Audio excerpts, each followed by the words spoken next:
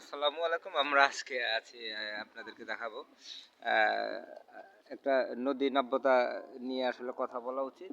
যে যারা এই সংক্রান্ত কাজে আছে তারা আসলে কতটুকু কাজ করছে তা তো আসলে বলার অপেক্ষা রাখে না। আমরা দেখতে পাচ্ছি যে এখানে চর জমে আছে আসলে বালু কারণে আসলে নদী নাব্যতা হারাইছে। এখানে আসলে আমরা যে নদীর মাঝখানে এসে আসলে নৌকা উঠতেছি, এটা একটা বিশাল মানে আসলে ব্যর্থতা আমাদের দেশের জন্য, প্রশাসনের জন্য। কারণ তাদের ব্যর্থতার কারণে আসলে নদীর মাঝখানে এসে যদি আমরা নৌকা উঠতে হয়, এটা আসলে খুব দেখতে জিনিসটা আসলে নদীর মধ্যে যে ময়লা পানি ফেলা হচ্ছে, সেই ময়লা পানির কারণে আসলে নদী আমরা দেখতে পাচ্ছি প্রচুর পচা গন্ধ। আসলে বুড়িগঙ্গাটা ছিল আসলে ময়লা মানে ড্রেন, মানে ময়লা পানি ফেলার আসলে ড্রেন হিসেবে ব্যবহৃত হতো।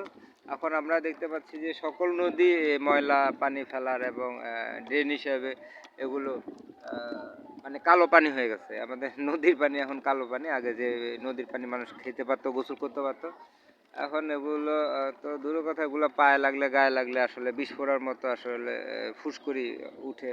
এই হচ্ছে আমাদের আসলে দেশপ্রেম, ভালোবাসা, মানবতা, কি বলবো, বলার কিছু নাই। আমরা আসলে খাই খাই এত স্বভাব যে আমরা খাওয়ার জন্য যে কিছুই করতে পারি। পিতামাতাকে তো হত্যা করা হতে শুরু করে সম্পত্তি অন্যজনের দখল করা হতে শুরু করে সবই আমরা পারি। আর নদী তো কোনো বিষয় না, এটার মধ্যে ময়লা পানি ফেলা, পানি দূষণ করা, এটা আমাদের জন্য একটা ডাল ভাতের অবস্থা। আসলে আমরা ডাল ভাত মনে করি সব কিছুকে, ওইভাবে আসলে খাই খাই স্বভাবটা।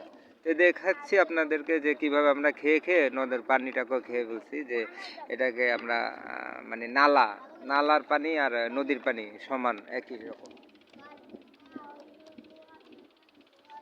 এই হচ্ছে আমাদের ভালোবাসা। আমরা আসলে খুব ভালোবাসি, তো আসলে আমরা দেশকে ভালোবাসি, মানুষকেও ভালোবাসি। আসলে এগুলো হচ্ছে নাটক, নাটকের আসলে মঞ্চস্থ হচ্ছে সব হচ্ছে খাই খাই, বুঝছেন। খাওয়ার জন্য যা কিছু করা দরকার সবই আমরা আসলে করতে পারি। এটাই আমাদের সার্থকতা, এটাই আমাদের সফলতা। সবাই ভালো থাকুন, আবার দেখা হবে।